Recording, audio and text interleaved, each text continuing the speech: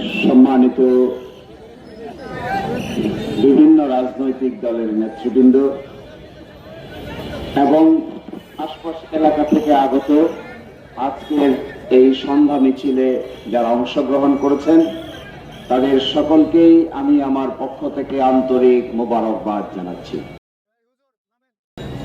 ত্রয়োদশ জাতীয় সংসদ নির্বাচন অত্যাসন্ন।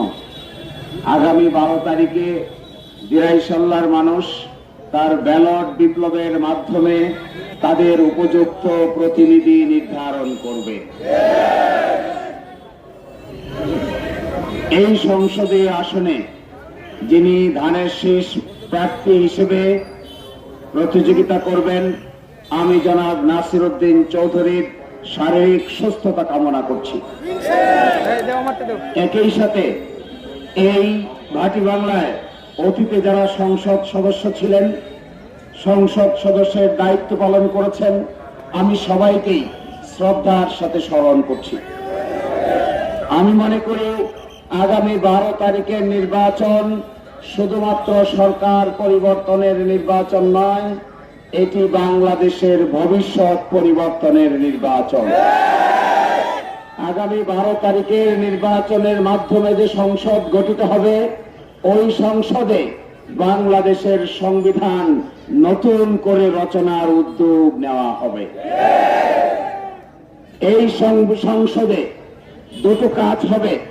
একটি কাজ হবে সংবিধান সংস্কার, আরেকটি কাজ হবে নিয়মিত সংসদ পরিচালনা। যদি আমরা 12 তারিখে আমাদের প্রতিনিধি নির্বাচনে ভুল করি, যদি আমরা দিরাইশাল্লার মানুষ আগামী 12 তারিখে উপযুক্ত প্রতিনিধি সংসদে প্রেরণ করতে না পারেন, তাহলে আগামী 12 তারিখের নির্বাচনের পরে সংসদে আমাদের পক্ষ থেকে ভূমিকা রাখার কোনো ব্যক্তি থাকবেন না।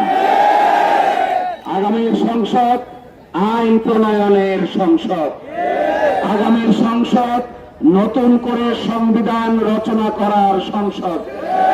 এই সংসদে যারা আইন জানেন, যারা সংবিধান জানেন, যারা শক্তিশালীভাবে ভূমিকা পালন করতে পারবেন, এরকম ব্যক্তি ছাড়া সংসদে যদি আমরা যে কাউকে প্রেরণ করি, তাহলে আগামীর সংসদে দিরাইশাল্লার মান ইজ্জত বলতে কিছু থাকবে না। এই সংসদে তুমুল বিতর্ক অনুষ্ঠিত হবে। এই সংসদে সংবিধানের পক্ষে বিপক্ষে দিন রাতে আলোচনা অনুষ্ঠিত হবে। আমরা মনে করি আগামীর এই সংসদে দিরাইশাল্লাবাসীর প্রতিনিধি যিনি থাকবেন, তিনি বাংলাদেশের ইতিহাসে এই সংসদকে উত্তাল করে তোলার মতো ক্ষমতা থাকতে হবে।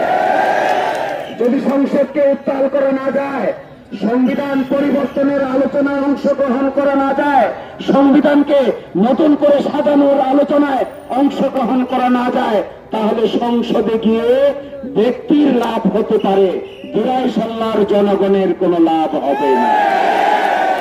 এই সংসদে আগামী জাতীয় সংসদ নির্বাচনে আপনারা যারা ভোট দেবেন, তারা নিজের বিবেককে জিজ্ঞাসা করবেন, আমরা কি আগামী সংসদ নির্বাচনে আমাদের সংসদ সদস্যকে ক্রোধার যুক্তি উপস্থাপন করছে এই ভিডিও কি আমরা দেখতে চাই? যদি তা আমরা চাই, তা ভাবতে হবে 12ই ফেব্রুয়ারিতেই। যদি তা আমরা করতে চাই, 12ই ফেব্রুয়ারির পরে আমাদের মত প্রকাশ করার আর কোনো ক্ষেত্র থাকবে না।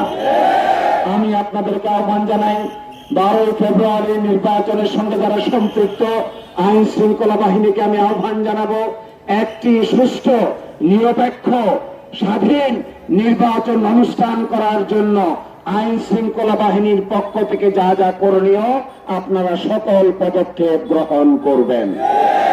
আমি মিলিটারি প্রশাসনকে বলতে চাই, যারা মিলিটারি প্রশাসনের দায়িত্বে এসেছেন, আমি তাদেরকে আহ্বান জানাবো, যে সেন্টারগুলোকে আপনারা ঝুঁকিপূর্ণ সেন্টার হিসেবে আখ্যায়িত করেছেন, ওই সেন্টারগুলোতে অন্তত নির্বাচনের 2 দিন পূর্বে মিলিটারি সদস্যদেরকে নিয়োজিত করবেন। আমি এটাও আহ্বান জানাতে চাই, নির্বাচনের পরিবেশ বিনষ্ট করতে পারেন যারা এখানে এই ধরনের বিভিন্ন থ্রেট দিচ্ছেন, মানুষের স্বাধীনতা খর্ব করার জন্য বিভিন্ন ধরনের থ্রেট দিয়ে মানুষকে ভয়ভীতি দেখাচ্ছেন। আমি আইন শৃঙ্খলা পরিস্থিতির লোকদেরকে বলবো, তাদের বিরুদ্ধে আপনারা উপযুক্ত পদক্ষেপ গ্রহণ করুন। যদি এই নির্বাচনকে প্রভাবিত করার চেষ্টা করা হয়, মানুষের স্বাধীনতাকে খর্ব করার চেষ্টা করা হয়, আগের মতো আবার নির্বাচনকে যেন তেনভাবে ব্যবহার করার চেষ্টা করা হয়, তাহলে বিরাইশাল্লার মানুষ এই ধরনের পাতানো নির্বাচনকে মেনে নিবে না। আমরা চাই স্বচ্ছতা, জবাবদিহিতা এবং যে ব্যক্তির ভোট আমার ভোট আমি দিব, যাকে খুশি তাকে দিব, এই পরিবেশ তৈরি হবে। আপনারা কষ্ট করছেন, আগামী 12 তারিখ পর্যন্ত কষ্ট করে সময় পার করবেন। ইনশাআল্লাহ যে ঐক্যের পরিবেশ সৃষ্টি হয়েছে, যেভাবে ধনী দরিদ্র, মাওলানা সাহেব থেকে শুরু করে মন্দিরের পুরোহিত, মসজিদের ইমাম, একজন খেলোয়াড়, একজন প্রতিবন্ধী, একজন পেশাজীবী, একজন শিক্ষক, একজন কৃষক, একজন মুক্তিযোদ্ধা, একজন জুলাই যোদ্ধা, যেভাবে এক প্ল্যাটফর্মে এসেছেন, এদেরকে ঠেকিয়ে রাখার সাধ্য কারো নাই।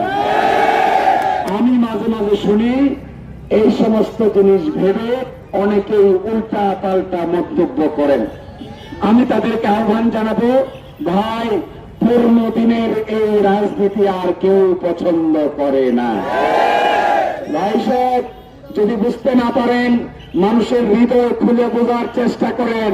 বকাবকির রাজনীতি এই দেশে আর কেউ পছন্দ করে না।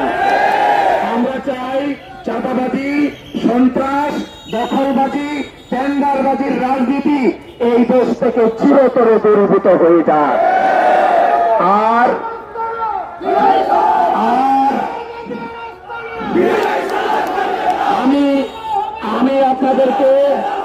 আমি আপনাদেরকে আহ্বান জানাচ্ছি, সম্প্রীতির রাজনীতির বাস্তব নমুনা তুলে ধরতে হবে।